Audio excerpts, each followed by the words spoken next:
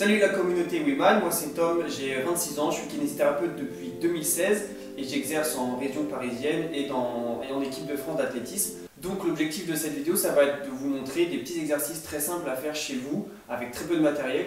Donc pour ça, on va d'abord commencer par une toute petite partie théorique avec un petit rappel d'anatomie et après ça va vous permettre normalement de mieux comprendre pourquoi on bossera sur trois aspects: la mobilité articulaire, la mobilité tissulaire et l'entretien du tonus musculaire. Donc petit rappel anatomique sur la colonne vertébrale, elle est composée de 24 vertèbres qui sont réparties en 3 régions et qui vont s'empiler suivant une courbure qui va être composée de 3 aspects. Donc en premier, on va avoir une zone creusée qu'on appelle la lordose cervicale. En deuxième, on va avoir une zone un peu plus arrondie qu'on appelle la syphose thoracique. Et en 3, tout en bas, on va retrouver une lordose lombaire, donc encore une zone un petit peu creusée. Important de savoir aussi, les vertèbres elles s'empilent donc les unes sur les autres et à l'intérieur de chaque vertèbre, on va retrouver la moelle épinière qui est chargée de conduire l'influx nerveux du cerveau jusqu'à la périphérie. Donc on va avoir cette moelle épinière qui passe entre chaque vertèbre et pour aller dans la périphérie, on va avoir ce qu'on appelle des racines nerveuses, donc des petites émergences. Donc votre moelle épinière ici qui envoie à chaque étage, entre chaque vertèbre, des petites émergences nerveuses qui sont chargées après de se ramifier en nerfs périphériques qui vont aller vers les articulations et vers les muscles. Le plus important à comprendre dans cette problématique, c'est pourquoi la position assise, elle peut être un petit peu délétère pour vous. Donc on a vu que la colonne vertébrale, quand on était debout, au niveau lombaire, c'était une région qui était un petit peu creusée. Ce qui va se passer quand on va venir s'asseoir, c'est que le bassin, il va pivoter vers l'arrière et il va entraîner avec lui la zone lombaire en flexion. Donc on va venir inverser cette courbure. Donc on va passer d'une position où les vertèbres s'empilent de manière naturelle, où les forces donc, sont réparties équitablement sur les vertèbres, c'est la position anatomique, dans une position où on va venir inverser l'anatomie, et donc les forces qui vont s'exercer sur vos vertèbres, elles vont être moins bien réparties, et du coup ça va créer un excès de contrainte mécanique au niveau des articulations. Ajoutez à ça le fait que dans une position assise prolongée donc de mouvement, le corps va avoir tendance à oublier une région et donc le cerveau va se déconnecter de certains paramètres, donc que ce soit les capteurs articulaires qui vont perdre la capacité de reconnaître une amplitude articulaire ou une direction ou un mouvement, etc. Ou que ce soit l'appareil musculaire qui va lui aussi se déconnecter du cerveau. Donc ça va avoir plusieurs conséquences. On va retrouver les mêmes problématiques en lombaire, en cervical avec toutes les problématiques liées à l'écran d'ordinateur, surtout s'il est trop bas, qu'on va retrouver avec les laptops, et avec globalement tous les smartphones avec cette position où on va avoir la tête vers le bas, c'est-à-dire qu'on va venir pencher légèrement la tête vers l'avant et on va se retrouver non pas avec des vertèbres cervicales qui sont en lordose, mais on va les retrouver avec un effacement de la lordose, voire une flexion. Donc on va encore une fois mal répartir la contrainte articulaire au niveau cervical et avoir encore une fois une baisse de connexion du cerveau vers la région cervicale au niveau articulaire et au niveau musculaire.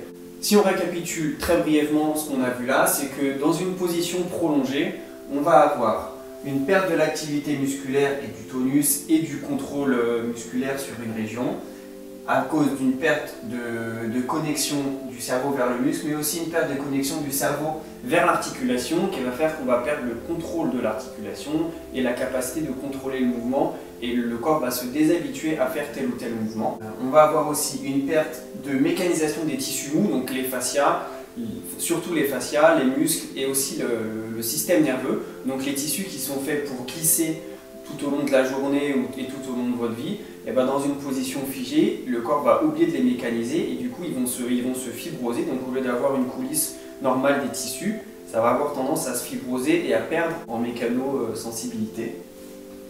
Et enfin, le plus important, la mauvaise répartition des contraintes sur vos vertèbres, ça va avoir pour conséquence donc de venir, surtout quand on est dans la position, ce qu'on appelle en inversion de courbure, où on va passer d'un dos légèrement creusé naturel à une position de flexion assise, ça va avoir tendance à répartir l'excès de force qui s'empile sur vos vertèbres de l'avant vers l'arrière, et donc le noyau de votre disque vertébral qui sert à bien articuler les vertèbres entre elles, il va avoir tendance à être poussé vers l'arrière et donc à venir irriter, dans le pire des cas, le cas de l'hernie, directement la moelle épinière.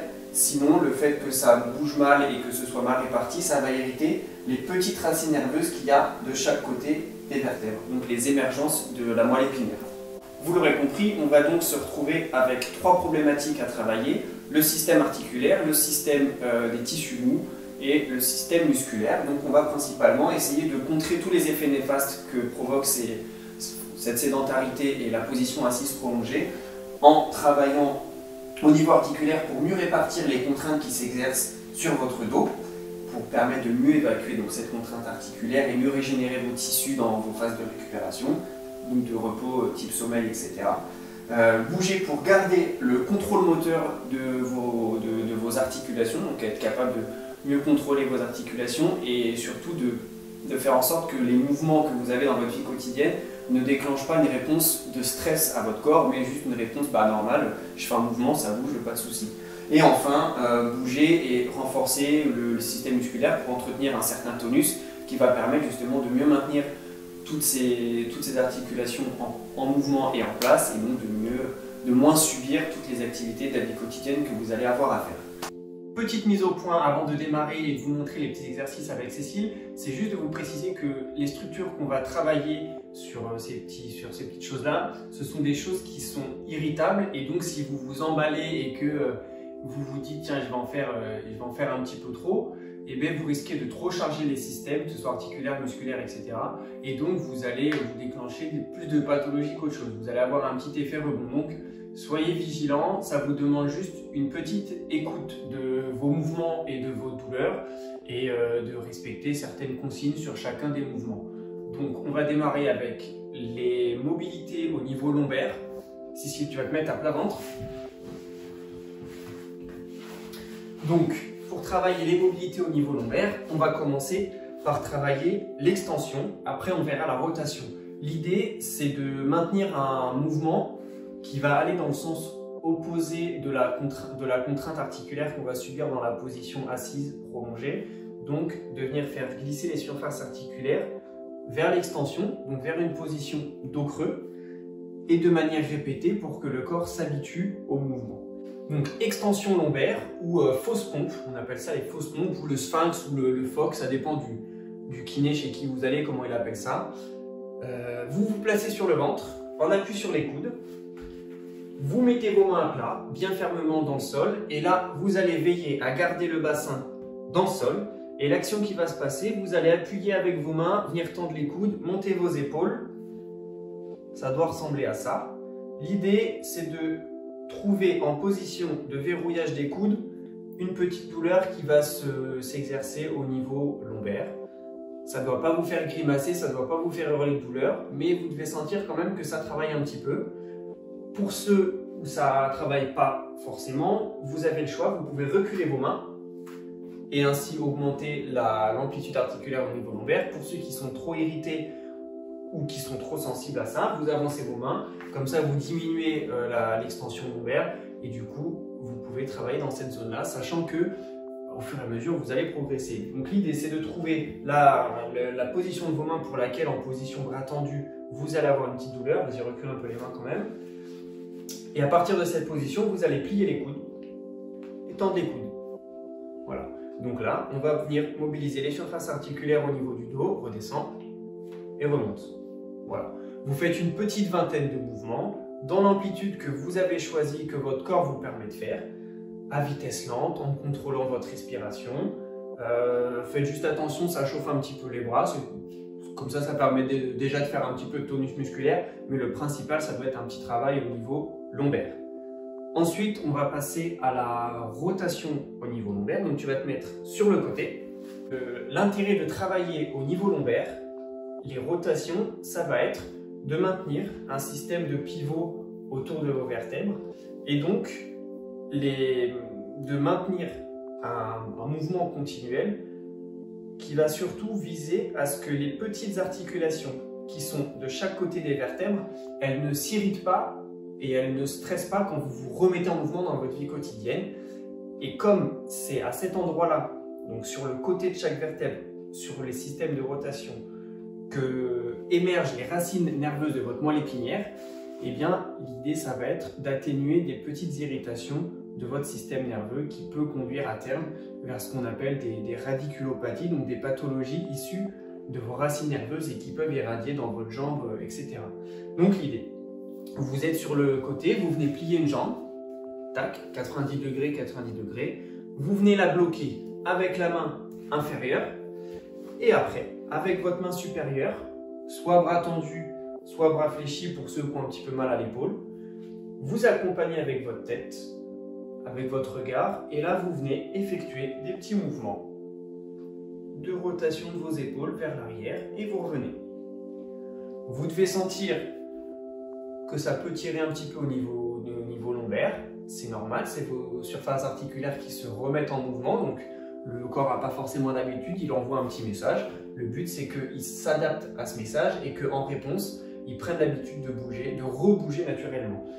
Si ça craque, vous vous en faites pas, c'est juste des petites adhérences des tissus qui vont lâcher ou des petites bulles d'air qui vont lâcher aussi, donc il n'y a aucune conséquence. Le seul truc, c'est de ne pas forcer pour aller à tout prix atteindre une amplitude articulaire, genre il faut que mon épaule opposée elle touche par terre et je force pour y aller, ça non. Aussi, vous devez veiller à ce que votre genou ne se décolle pas, sinon vous perdez votre rotation et on perd un peu l'intérêt de l'exercice. Voilà, l'idée c'est juste de répéter ce petit mouvement une dizaine de fois de chaque côté. Si vous sentez un côté qui est plus douloureux qu'un autre ou qui est un petit peu bloqué, et vous allez vous dire que c'est que sur ce côté-là, je dois insister un petit peu. On passe aux mobilisations articulaires de l'étage plus haut, donc au niveau des thoraciques. Donc au niveau des thoraciques, on va reprendre le même schéma, on va travailler l'extension et on va travailler les rotations. Donc pour le travail de l'extension, ça va se passer en position quadrupédique, donc en 4 pattes, où on va venir poser les mains sur la chaise. Et là l'idée, c'est de venir baisser ici et d'envoyer donc son sternum en oblique vers le bas et vers l'avant, donc dans cette direction. Ce que vous devez sentir, c'est que ça va tirer globalement quelque part sur cette zone, sur votre région thoracique. Tu relâches et tu recommences. Voilà. Ça peut irradier un petit peu dans les bras aussi, dans les épaules, c'est pas très grave. On a besoin aussi de ces mobilités d'épaule. L'idéal, c'est vraiment de sentir une douleur au niveau thoracique ici. Tu sens un petit peu ou pas? Oui. Ok, parfait. Tu enroules et tu redémarres. Tac. Tac. On recommence. Tac. Tac. Une vingtaine de mouvements en extension répétés. On reprend les mêmes concepts. Vous vous arrêtez là où il y a une douleur qui commence. Vous ne restez pas trop longtemps en position et vous ne faites pas 100 mouvements d'affilée.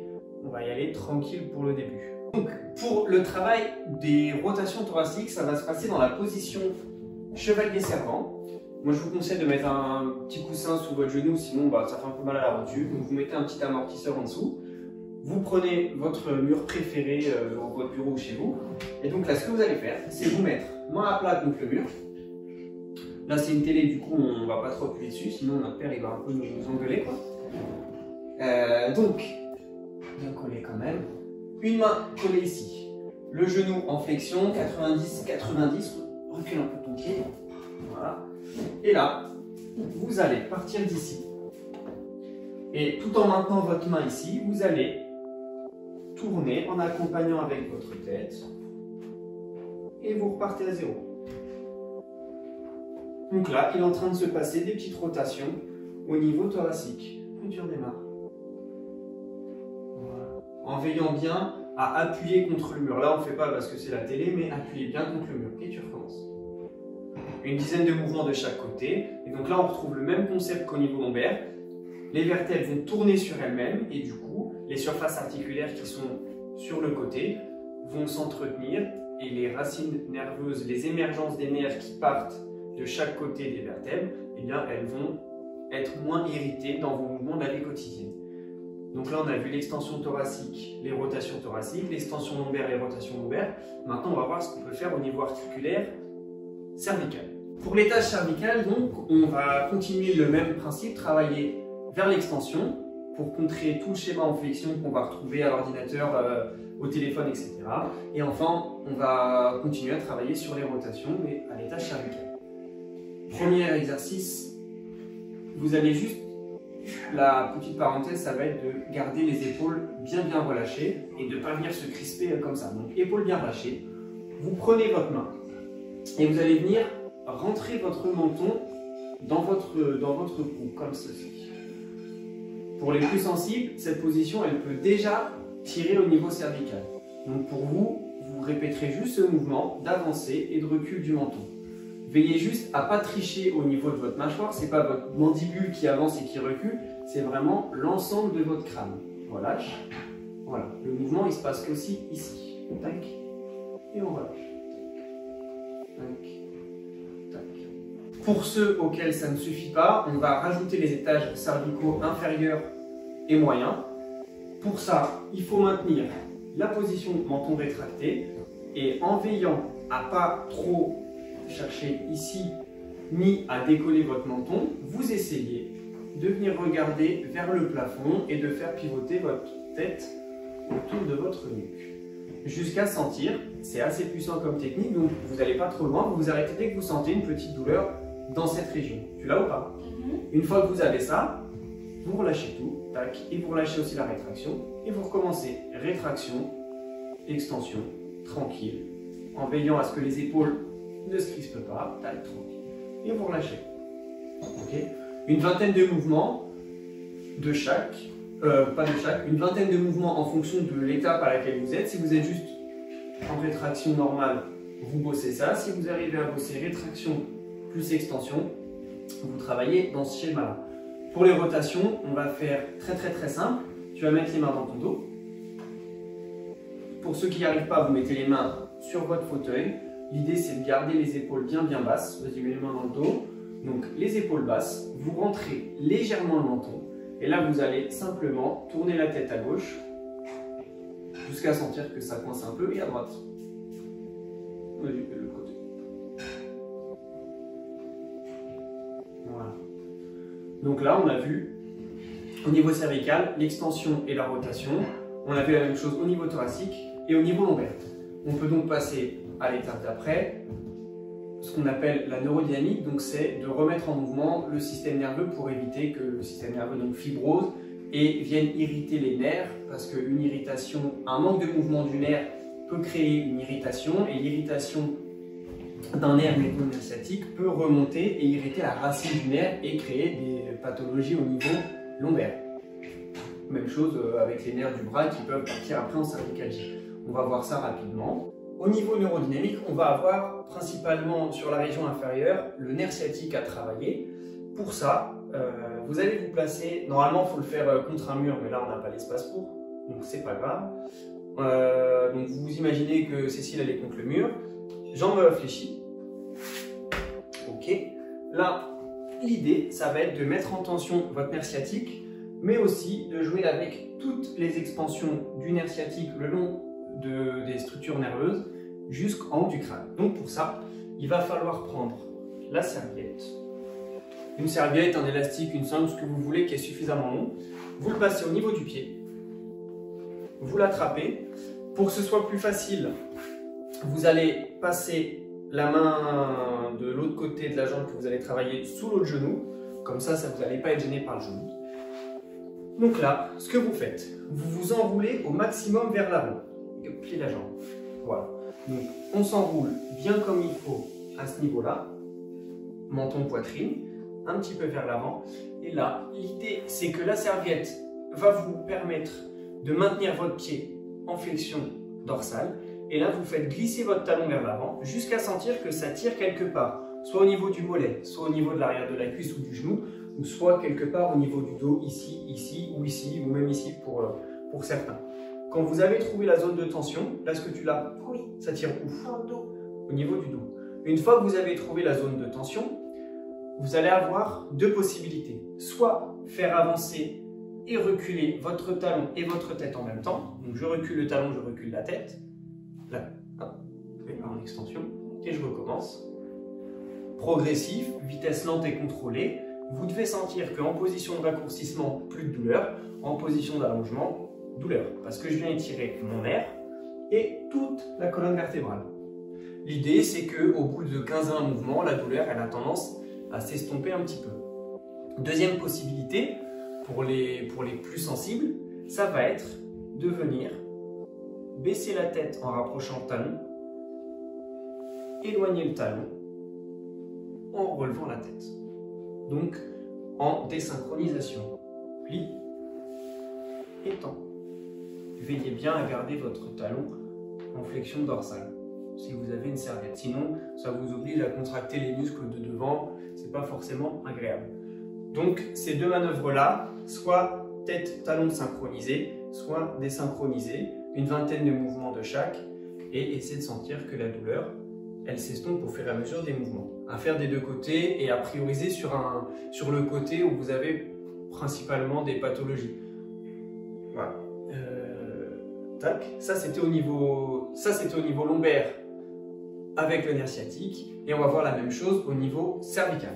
Neurodynamique très simplifiée à l'étage cervical et des nerfs du bras. On va s'intéresser principalement à deux nerfs sur trois. Le nerf médian qui principalement va se retrouver compressé à cause de la souris d'ordinateur et qui peut donner des syndromes du canal carpien. Et le deuxième, le nerf radial qui va passer sur l'extérieur du coude et qui peut donner ces douleurs d'épicondylite ou qu'on appelle globalement le tennis elbow. On va voir donc comment travailler ces deux nerfs en suivant le même principe qu'on a vu sur le nerf sciatique. Pour ça, il va vous falloir deux positions. La première position, ça va se passer pour mettre en tension votre nerf médian. Donc la main tournée vers l'extérieur, le poignet en extension, le coude tendu et tourné vers l'extérieur, l'épaule abaissée, le bras légèrement écarté en gardant l'abaissement de l'épaule. Et là, vous venez pencher votre tête de l'autre côté, donc tu peux utiliser votre main. Gardez bien le poignet en extension, l'ensemble tourné vers l'extérieur. Là, vous devez sentir une douleur qui peut aller sur toute cette région. Globalement, la douleur, normalement, elle se situe là, mais on peut la retrouver plus haut en fonction de votre sensibilité et de l'irritabilité de votre nerf. Tu sens un petit peu ou pas? Quel endroit? Plutôt en cervical, ok. Carrément, j'ai rien du tout en bas. Ok, et bien vous pouvez essayer de rentrer le menton. Voilà. Vous pouvez jouer avec votre position de menton avec les exercices qu'on a vus avant ou pas, ça dépend. Vous composez comme vous voulez l'exercice. L'idée, ça va être soit de travailler de manière synchronisée, soit de travailler de manière désynchronisée. Donc pour ça, vous allez garder votre poignet en extension et tourner, et là vous allez plier votre coude et remonter votre tête. Et là, vous allez tendre votre coude et pencher votre tête. Vas-y. Moi, je veille à ce que l'épaule soit bien vers le bas, sinon on va créer un rehaussement de l'épaule et là, on ne va plus avoir l'étirement qu'on souhaite. Donc l'épaule bien basse, et là, tac, tac. Ok. Donc mouvement synchronisé pour étirer et raccourcir, ou mouvement désynchronisé pour seulement faire glisser le nerf. Et donc là, vous venez garder la tête, vas-y, penche vers moi, et vous tendez. Tu penches de l'autre côté. Tac. Donc vous avez ces deux possibilités. Ensuite, pour travailler votre nerf radial, ça va se passer, non pas en extension, mais en flexion. Donc, vous allez fermer votre poing, vous pouvez attraper votre pouce, vous fermez votre poing, vous fléchissez votre poing, vous tournez l'ensemble vers le bas et vers l'intérieur, donc plus que vers le bas, vous tendez votre coude, et ensuite, c'est les mêmes composantes, donc coude tendu, légèrement écarté, l'épaule bien basse, et vous penchez votre tête. Vas-y. Tac. Là, globalement, ça doit tirer quelque part dans cette région ou un petit peu plus haut. Toi, ça tire où? Ici. Parfait. Et là. Ok, très bien. Même combat. On va travailler au niveau du coude. Fléchir. Étendre. J'enlève la tension. Je remets la tension. Une vingtaine de mouvements. Tranquille. En respectant son seuil de douleur pour ne pas irriter les structures plus qu'autre chose. Surtout, veillez ferme bien le poing. Sur ces exercices-là, à faire en sorte de ne pas sentir de fourmillement au niveau des extrémités, sinon c'est que le nerf manque d'oxygénation et du coup ça déclenche des petits symptômes. Même principe, on peut faire synchroniser ou désynchroniser comme on l'a vu pour le nerf sciatique ou pour le nerf médian. Voilà, relâche. L'idée c'est de faire une petite vingtaine, trentaine de mouvements sur chaque et d'insister un tout petit peu en fonction de là où vous sentez le plus. Principalement pour le travail de bureautique, ça va être sur le membre supérieur droit. Après, si vous avez des sports de raquettes ou autres où vous êtes gaucher, vous pourrez avoir des petites douleurs qui vont pouvoir être traitées avec les mêmes exercices, mais sur le côté gauche, ou pour les gauchers à la souris d'ordinateur. Donc on a vu les mobilisations articulaires, la neurodynamique. Il ne nous reste plus qu'à voir l'entretien très simplifié du tonus musculaire. Et bien c'est parti. Tout ce qu'on a vu depuis le début, on l'a fait au sol, mais c'est reproductible sur votre chaise au bureau ou même chez vous, où vous pouvez faire ça de manière ponctuelle si vraiment vous en sentez le besoin. Donc pour venir travailler votre extension au niveau lombaire, il vous suffit simplement de venir creuser votre dos et de relâcher. Donc je creuse, je relâche. Pour bosser votre extension thoracique, il vous suffit de venir vers l'arrière et de relâcher.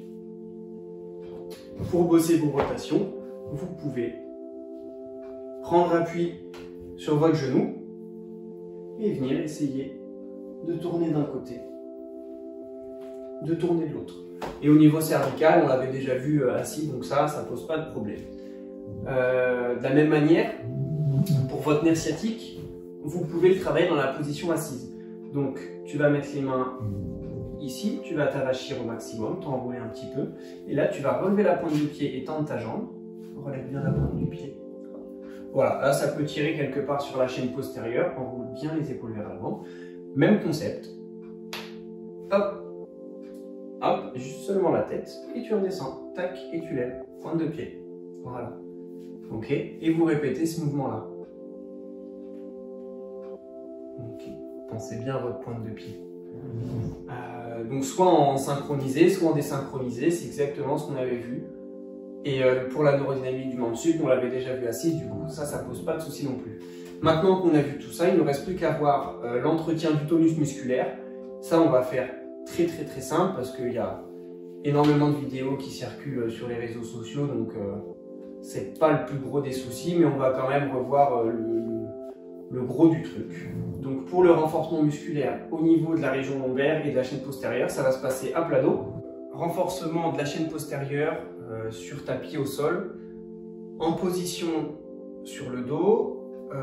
Là, pour les mains et les coudes, vous avez le choix de la difficulté. Si vous êtes trop en galère, vous mettez les mains dans le sol, les coudes aussi. Sinon, vous pouvez avoir que les coudes, ou sinon, vous pouvez avoir seulement vos omoplates. Pour Cécile, on va le faire comme ça, je pense. L'idée, ça va être de monter en pont fessier. Ok, vous maintenez donc la position verrouillée ici. Et là, la petite difficulté, ça va être de venir tendre une jambe. Ok, donc seulement de tendre la jambe et pas... Peut-être que je fais l'autre. Pourquoi ? Sans phase 2. Ah oui.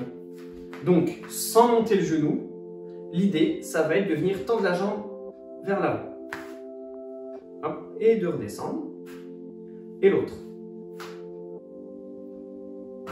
La petite difficulté, c'est que quand cette jambe va se décoller, va se tendre et que le talon va se décoller, le bassin il va avoir envie de tomber.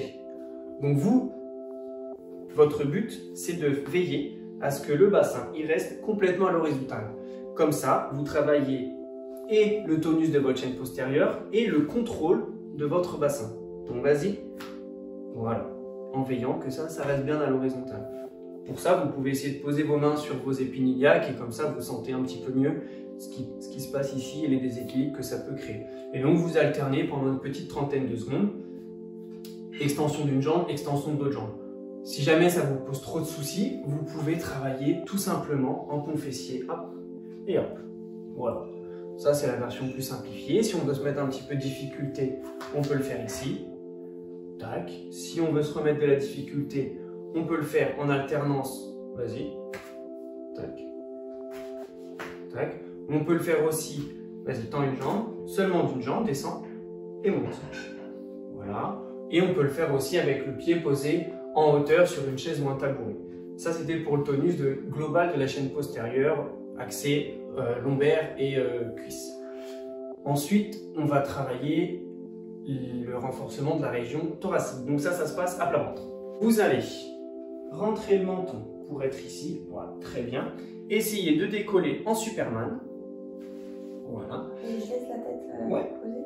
Et là, vous allez essayer de garder les bras à l'horizontale, en chandelier, et de venir tendre vers l'avant, à fond, et revenir en position chandelier. La difficulté réside dans le fait que le bras, peu importe la position chandelier ou Superman, doit rester à l'horizontale et pas s'affaisser. Tac, tac. Vous pouvez mettre un petit poids, genre une bouteille d'1 litre ou d'un demi-litre pour lester un petit peu, pour mettre un petit peu plus de résistance.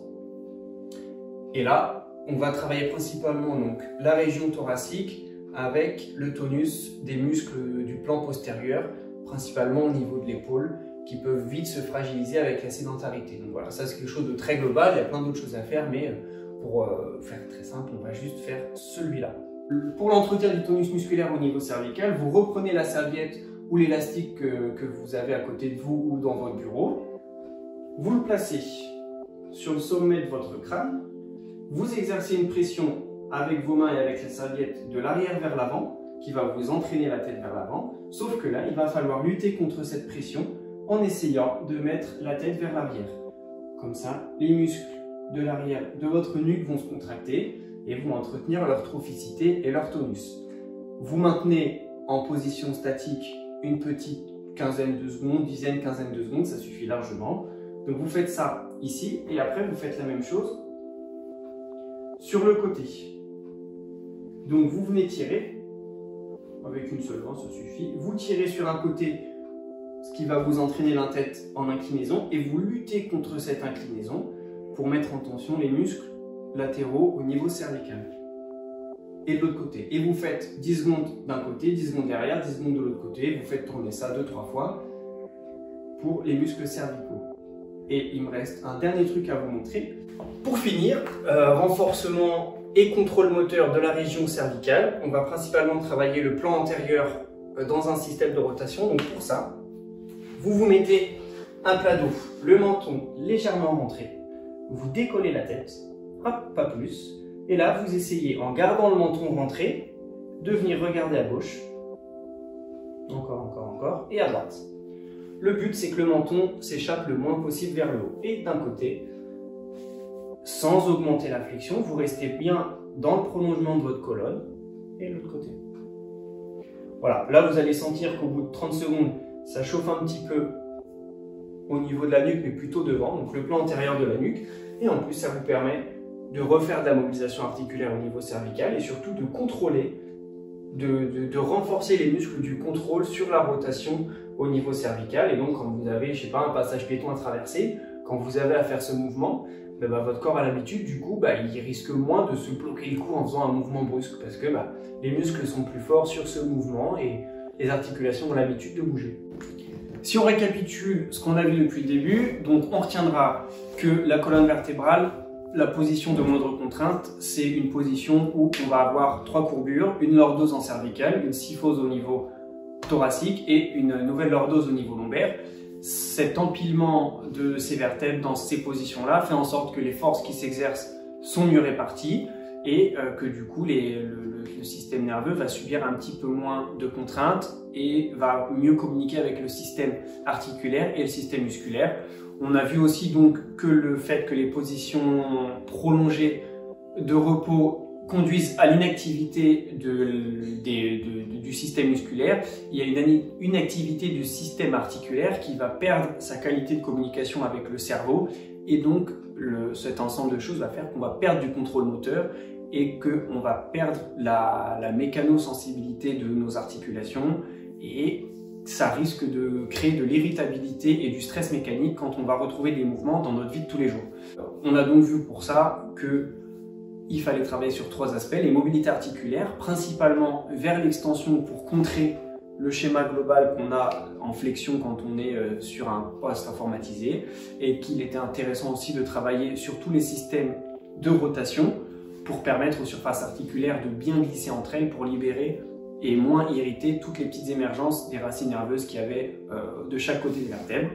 Donc on a vu l'extension et les rotations au niveau lombaire, thoracique et cervical. On a vu comment mobiliser son nerf sciatique de manière globale, son nerf médian et son nerf radial. Et on a vu très rapidement aussi la base des bases du renforcement musculaire, donc de la chaîne postérieure, au niveau du dos et des cuisses, au niveau thoracique et des épaules et au niveau cervical. Voilà, je rappelle encore une dernière fois que chacun de ces mouvements, de ces exercices sont des structures qui sont irritables, donc ne vous emballez pas en faisant 10 heures par jour. Allez-y progressivement, surtout si vous avez déjà des petites pathologies qui sont là ou d'anciennes pathologies que vous risquez de réveiller. Donc allez-y très progressivement, soyez à l'écoute de vos mouvements et de vos douleurs, et n'hésitez pas à vous rapprocher d'un kiné si jamais vous avez une vraie pathologie, si vous voulez un bilan plus précis pour vraiment mieux orienter votre prise en charge, parce que ce qu'on a vu là c'est quelque chose de très global. Donc si vous avez des questions, je suis joignable par mail ou sur Instagram, donc ça c'est pas un souci non plus, je peux répondre à vos questions ou je peux vous orienter vers des professionnels de santé que je connais de par les réseaux qui peuvent être plus ou moins proches de chez vous ou de votre boulot et plus ou moins arrangeants. Donc voilà, n'hésitez pas, et puis mais profitez du confinement pour tester des petites choses pour que vous puissiez prendre conscience que dans une journée de travail de 7 heures au bureau, on peut consacrer 10 minutes réparties dans la journée au mouvement et puis refaire un petit coup à la maison tranquille pour moins subir les conséquences de la sédentarité et du travail au poste informatisé. Donc voilà, je vous remercie de m'avoir écouté et puis bon courage.